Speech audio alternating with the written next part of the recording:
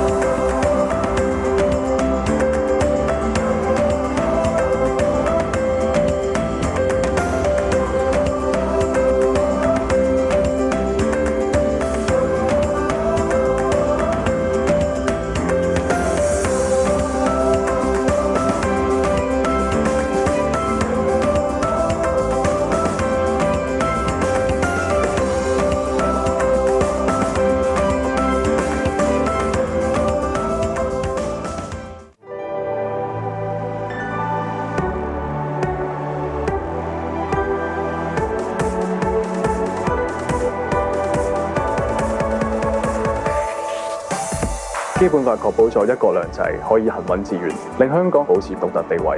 低稅率以及健全嘅基礎建設，亦都令到香港有非常之好嘅營商環境。香港完善嘅法制，令經濟穩定繁榮。國安法令社會安定，自然更有利營商環境啦。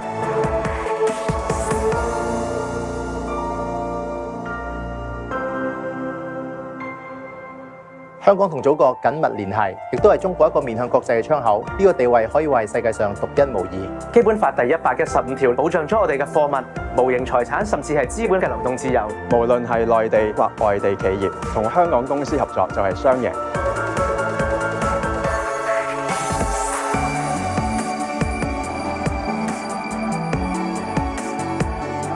我哋香港人有國際視野，產品融合中西文化，靈活運用兩地嘅資源同埋優勢，能夠創造出更加高嘅價值。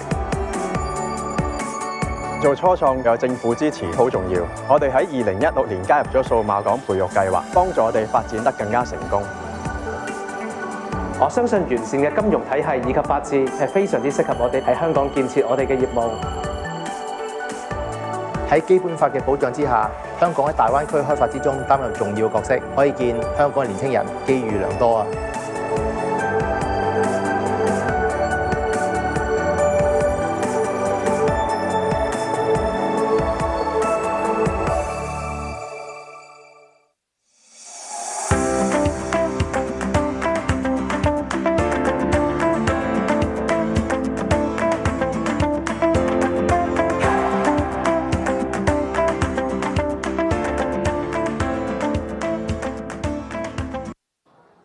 ！Ladies and gentlemen, welcome to the HKTDC Entrepreneur Day 2022.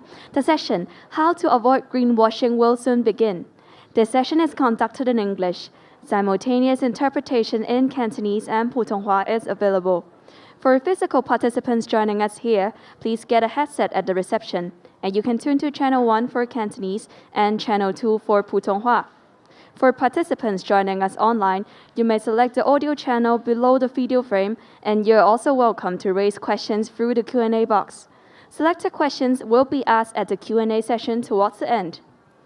And we are very pleased to have Dr. Glenn Frommer, founder of ESG Matters from Copenhagen, Mr. Verey, Managing Director of Provenance from UK, and Mr. Christoph Lange, co-founder of Atem from Germany. So may I now first invite our first speaker, Dr. Glenn Frommer, founder of ESG Matters, to share with us. Hi, Glenn. Thank you very much. And thank you for the honor and privilege of speaking on Entrepreneur Day. I've had the pleasure of working in Hong Kong for the last 30 years. And today I'd like to have a few comments about avoiding greenwashing. But I'm sure that we can all agree that having a clear purpose in our businesses and our work within entrepreneurship is the best way of continuing the collaboration that we see in the Pearl River Delta and the Greater Bay Area. With that, having a clear purpose, though, is no longer enough. We need to build on that with our business, our behaviors, our actions, our practices, and our processes. Having any sort of break in that stream, in that motif, is what gives us the greenwashing issue. If I could have the first slide, please. ESG Matters was started in 2014 following a long collaboration that I've had with professionals in the Greater Bay Area. And avoiding greenwashing is actually straightforward. One needs to ensure the consistency in messaging from senior management to corporate relations. Basically, it means say what you mean, be clear, direct, and cite references, and mean what you say. Back up your statements with data and actions. And as I said, the actions, the practices, and the purposes have to be consistent. The greenwashing comes in because either a member of the press or an internal leakage of information will become public and could endanger business activities. How can we work to support the activities of the business and minimize greenwashing is summarized on the next slide, please. The activities of ESG Matters is focused on an ESG dashboard that we have created. This dashboard is a one-stop shop. It's a management platform, and it prepares the data that companies will collect and prepare for the Hong Kong Stock Exchange listing requirements. The dashboard includes issues like carbon calculator, report generation. It works with risk management. It has an automatic built-in data checking facility, and will look at the risks configuration for the business and will also be consistent with the Global Reporting Initiative or GRI framework. The need for the dashboard is becoming more apparent, not only with the Hong Kong Stock Exchange listings, but also the requirements for Shenzhen, Shanghai, Beijing, the EU, and soon within North America. We need consistency of measures, and we need to have clarity. If I could have the next slide, please. ESG Matters is a small consultancy, boutique consultancy in Hong Kong and in Europe. And we would appreciate any comments from you and any business attention. Thank you very much. Thank you, Glenn, for insightful sharing. Next, please welcome Mr. Verey, Managing Director of Provenance. Thank you very much. It's a pleasure to be here today and an honor to be speaking alongside Dr. Frommer and Mr. Lange. So today I'm just going to introduce you to Provenance. Could I have the first slide, please? So we're a UK-based company. We've been going since 2017, and we help brands communicate their impact at the point of sale. And one of the main things that our technology does is help brands to avoid the risk of greenwashing. So this is unlike the focus of ESG Matters, which is more on, I guess, the financial side of things. This is really looking at consumer goods and how you communicate to consumers in a way that is trustworthy and transparent. Next slide, please. So what we're seeing in the market is that brands without clear sustainability credentials will become irrelevant to shoppers in the near future. So more than 80% of shoppers are changing their behaviours due to sustainability requirements, and more than 80% are excuse me, 1 second, sorry, more likely to trust a product sustainability claim if it's verified by a third party. And up to 40% of all green claims could be misleading, resulting in more regulation on how brands need to communicate in the future. Next slide, please. So what's also happening around the world, here in the UK, in the European Union, in the US, is that competition and markets authorities are really cracking down on greenwashing, and big brands and small brands are at the risk of large fines if they don't comply and don't follow the strict guidelines that have been laid out in terms of how you communicate and how you back up the claims that you're making to consumers. Next slide, please. We recently did a report focusing particularly on the beauty industry. This is an industry that is growing very fast. It's big on e-commerce. There are a lot of claims happening across the board in beauty. And what we found is that shoppers of beauty products really struggle to trust brands' claims.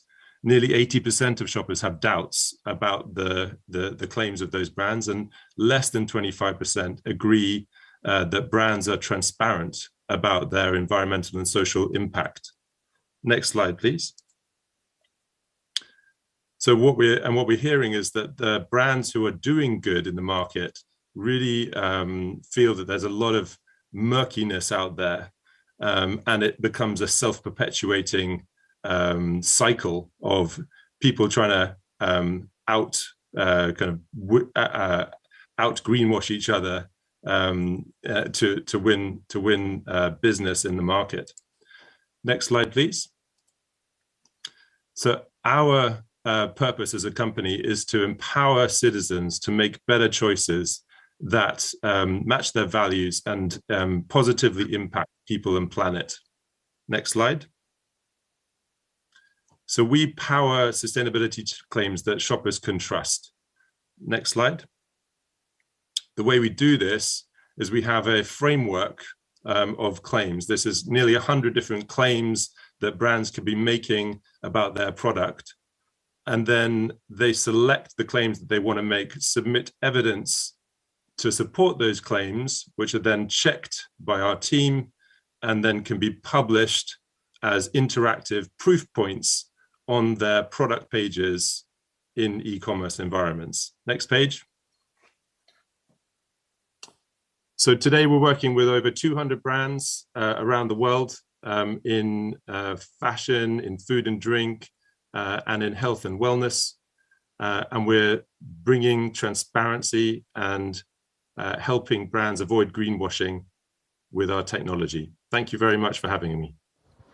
Thank you for your insightful sharing. Next, please welcome Mr. Christoph Lange, co-founder of Atem. Yeah, thank you very much. Hello, everyone, and thanks, Glenn and Phil, for your presentations. I'm Christoph Lange, co-founder of Atem.green. What we're doing is we're building a carbon API that makes it easier, faster, and less expensive to do carbon or to work with carbon credits and ultimately do carbon offsetting. Now, carbon offsetting has quite a bad reputation, especially when it comes to this aspect that we're talking about today, greenwashing. And I brought a few slides trying to highlight why we think that we have sort of a unique, in a way, and better suited approach to this problem. And at the core of that really lies the technological infrastructure that we're using for that. And that is that are decentralized ledgers. Phil, you had this on your slides earlier, public blockchains. It's essentially the same thing.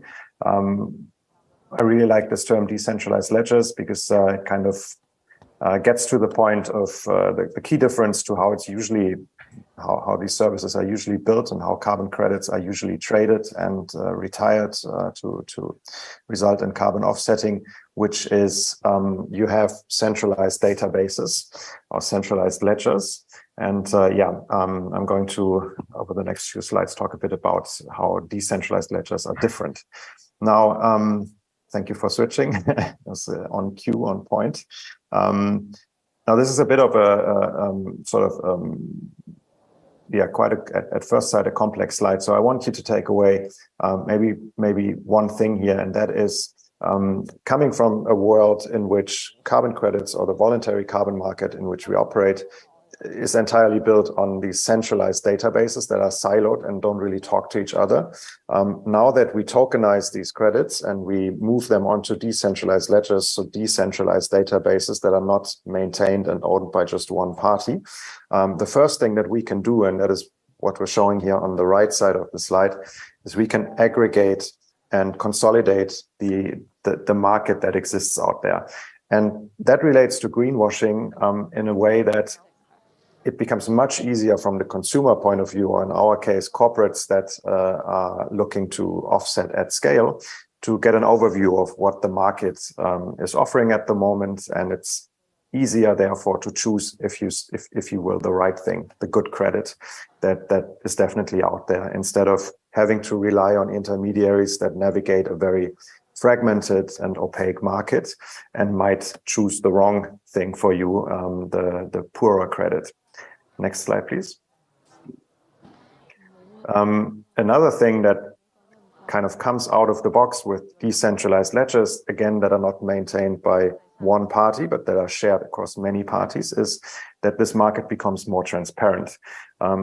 Essentially, how you can sort of visualize this is any third party can look at the blockchain or the decentralized ledger and see what transactions happen. So, for example, one very important aspect about the voluntary carbon market is you can now see at what prices the carbon credits have been traded before. This is very difficult in the current centralized and fragmented world. And that gives you, as the corporate buyer, a much better sense of, is this really a high value credit, or am I just paying a very high price because the intermediary or the broker that is selling this to me is adding a very large or very high markup. This becomes much more difficult when you have a shared database that anyone can essentially look into and see what, at what prices, for example, these transactions happened. Next slide, please. Last slide. Here, kind of the main message, and I'm running out of time, the main message, that the red blinking. The main message here is really this is a new market. This is a new technology. Decentralized ledgers, when it comes to the voluntary carbon market, have been around roughly for 12 months. But what we can already see, and I think this speaks to the potential of this, of building this market on top of decentralized ledgers, is that a lot of carbon credits have moved onto this new technology, more than 25 million, which is given that this market is just 1 year old and the legacy market, the centralized market, is 15 to 20 years old, which is actually quite a lot. And B, the trading volume, which has been more than 4 billion and therefore twice as high as the entire voluntary market on centralized databases. So it just kind of gives an idea of how powerful this can be. And I'm very happy to join the conversation now, right on time, with Glenn and Phil. Thank you. So thank you, Christoph, for sharing. So we'll now move on to the discussion and Q&A session. So for our audience on-site and online, you're welcome to raise questions through the Q&A box. So to start with, I guess we can step back a bit instead of merely addressing the greenwashing issue. So what kinds of the act would you define as greenwashing? So maybe we can start off with Glenn, perhaps? Yeah, greenwashing is where a company is providing a product or a service, is making a claim, and somebody is reporting against that claim. It could be carbon, related to carbon emissions. It could be related to water. It could be related to labor. It could be related to other social issues. It could be related to governance. So using the umbrella of ESG, it's where the company is making a claim and the public is saying, no, we have proof that you are not living up to what you said you would. And that's essentially greenwashing. Right, thank you. So that Phil and Christoph, do you have anything to add on? Yeah, I mean, maybe from our side, as we're focused on the carbon aspect and carbon offsetting in particular, what you often see and what is coming increasingly under public scrutiny, which I think is very good, very positive, is where companies, similar to what Glenn just mentioned, where companies claim we have a carbon neutral product, or we are a net zero company because we have offset our emissions. And then you look a bit deeper and you look into, well, first of all, where can I verify that this actually happens? And you then have to rely on a single entity somewhere saying, yeah, this actually happened. They retired a few carbon credits, so it's hard to actually verify this independently. But B, and more importantly, when you look at the carbon credits that were used to make that claim, and very often the impact of these credits is questionable. And as with everything, I guess, in life, it's a spectrum. So there are very poor credits that I would say are not. You can't make the claim with retiring these credits that you have a carbon you achieve carbon neutrality or that you're reducing or offsetting your emissions. And then there are very high quality credits, often, of course, also much more expensive, where I would say there's definitely an impact, and that claim might be valid. And that's where greenwashing in our field usually happens, is claims that are not backed up by actually quality credits. And yeah, that's unfortunate, because it kind of leads to a bad reputation for the entire market, for the entire sort of concept of carbon offsetting. And for me, kind of carbon offsetting is one aspect. As Glenn mentioned, there's lots of different areas where companies can potentially fall into a greenwashing trap. Our framework that I mentioned, we look at 5 areas: climate, nature, waste, workers, and communities. And in each of these areas, there are a whole bunch of different claims that companies can be making. And in our framework, which is open source, by the way, you can look at it online, we've specified the requirements that companies would need to make in order to meet those claims. So in order to avoid greenwashing, there is already, kind of quite clear guidelines out there and standards that need to be met in order to avoid that risk. Right, thank you. So I actually have another question from the floor. So which industry or a workflow in particular you think has the most pressing issue in your own market, say Copenhagen, UK, or Germany? Well, looking at Copenhagen, we would have to say the oil and gas sector, production of methane, carbon emissions are probably the most pressing area. And Denmark is one of the countries that's leading in wind power. But that's just, saying that the oil and gas and the energy sector are critical when we have a war in Ukraine, or we have social unrest throughout China or other areas of the world.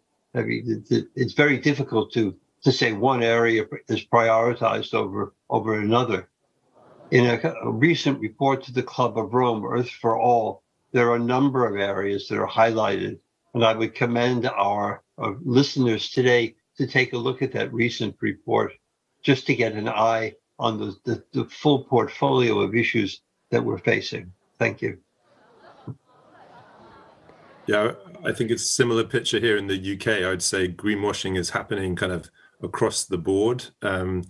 I think there have been some examples recently, particularly in, I can highlight the fashion industry, also in the health and beauty industry, where big brands, well-known brands, have been called out for misleading consumers about the environmental credentials of their products. And yeah, this is not an isolated phenomenon. It's really happening kind of across the board as more and more shoppers, consumers, citizens are more concerned about these issues, and then companies are looking to respond, but are not always ready to do so in a way that is credible, trustworthy, and transparent. Yeah, and maybe adding, the German picture here. I guess the naturally in our case, it's often sort of industries that have a large carbon footprint, and that are also naturally under public scrutiny here in this carbon emissions area, and that's the automotive industry comes to mind, of course, and just generally industries where it's hard to reduce your emissions to almost zero. Essentially, there are always residual emissions in these types of industries, and therefore the question comes: okay, now how do I actually get to any sort of net zero related claim? What do I do about these residual emissions? And that's where the greenwashing aspect often comes into play. And one industry maybe to highlight, I think that's not just Germany, of course, is the sort of the what's the English term for that? The sort of building construction industry. So a lot of the carbon emissions actually originate from from concrete, etc., just building materials. And so that industry increasingly also is required and regulated in a way that they need to have an answer to what do you do about the emissions, about the carbon footprint of whatever you're building. And therefore, that's also an industry we're talking to quite frequently. Right, thank you. So I guess we can do a follow-up question on this item in particular. So how could corporates, say, for example, the industry that you've mentioned in particular, or in general, across the board, how can they actually avoid being charged as greenwashing? Well, that's fairly straightforward. Say what you mean what you say. Have the executive leadership of the company have a very clear line. We have certain purpose for our business. We have certain behaviors, certain actions. Our processes and practices have to be in line. The corporate relations people, the environmental sustainability people have to have the same line as the executives. Frequently, there's a lack of communication. If you have that red thread, that motif that runs through the business, it's consistent and it's well taken care of. Thank you. Yeah, and I really like this. Say what you mean what you say, do what you said. And I would add, in our case especially, that's something that we are focused on is back it up with transparency and data, right? So that's why we think decentralized ledgers are such an ideal underlying infrastructure or technology to do this, because it becomes much easier for whether that's a consumer or another corporate or regulating body to actually go and verify for themselves without having to rely on an entity that ultimately has control over the data that's in some database, and therefore you can verify the statement much easier. You can say, okay, this company says we've offset or we've retired X amount of carbon credits, these types of carbon credits, and now you can go in and look on a database that this company does not have control over, or that actually no single entity out there has control over, and therefore it's much harder to sort of to mess around with the data, and therefore also much harder to greenwash or to say something else than what they're actually doing. So we also use decentralized ledgers to store all of the claims that brands are making. So I completely agree with Christoph. I would just add as well that you can look at things like here in the UK, the Competition Markets Authority, they have a green claims code. In the EU, there's a circular economy action plan that lays out the EU, it's called the EU Unfair Commercial Practices Directive. And then in the US, the Federal Trade Commission have a green guide. All of these slightly differ, but the kind of common threads are that brands have to make sure that they prove any claims with clear and relevant evidence, and that people use shopper-friendly and very specific language, and using recognized industry certifications and avoiding self-accreditation. So these are, I guess, some kind of clear guidelines that people might be able to take away today.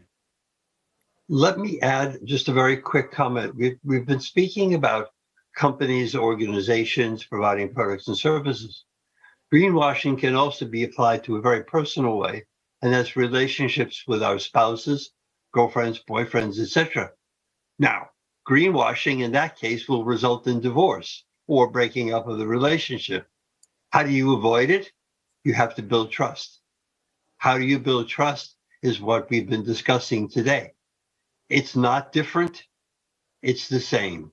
You need processes in place, whether it's decentralized ledgers, the size of the diamond ring, the size of the bouquet of roses on Valentine's Day, whatever it takes. That's what we need. That's how to avoid greenwashing.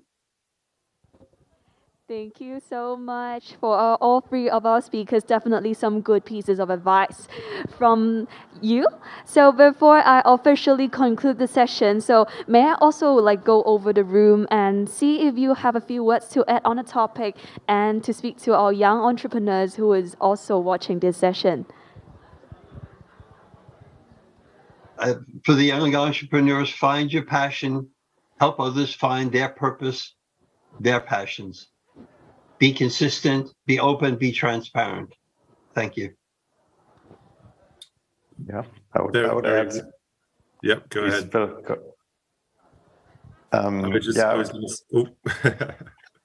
You go. You go. I go. Okay, thank you. Yeah, I would just add. I mean, Atem is company number 4 that I started or co-founded, and if I learn one thing, then it's sort of the entrepreneurial journey is it's always an up and down. The amplitude is much higher than usually, at least than your corporate career, and just keep going. Even if you sometimes think this will not work, or it's it's just there's no way this is going to work. Just keep going, keep pushing, and persevere, and that really makes the difference. Ultimately, a year or 2 in, that you just kept going at it. Yeah, I would agree. So this is also my 4th sort of startup experience, and completely agree with Christoph. You have to just keep going. But I think on this topic, also approach every situation with honesty, transparency, and an open mind. And if you go into every partnership, relationship that you have with that straightforward point, sort of mindset, then you're gonna, and then if you have the passion and the drive to go with it, you're going to be successful.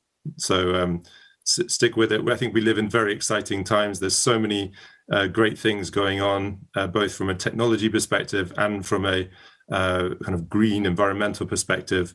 And if you can bring those 2 things together to build an exciting business, you're going to have great fun and be rewarded along the way.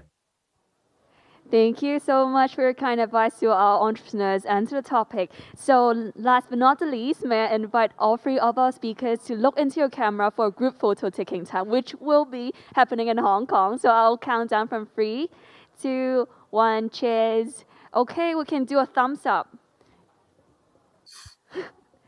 Yes, perfect. So ready? 3. Oh, oops. Okay, 3, 2, 1, cheers. Great, thank you so much. So this marks the end of our session, so we hope you find this discussion fruitful. If you have any comments and suggestions, please fill out the questionnaire by scanning the QR code on screen. And don't forget to visit our exhibitors booth on-site and online for collaboration opportunities. Once again, thank you Glenn, Phil, and Christoph for your insights, and I'm sure our audience has learned a lot from your advices. So please return the headset to our staff at the room entrance before leaving, and please make sure you take all of your personal belongings. Thank you very much, and we wish you a fruitful E-Day. See you next year. Bye-bye.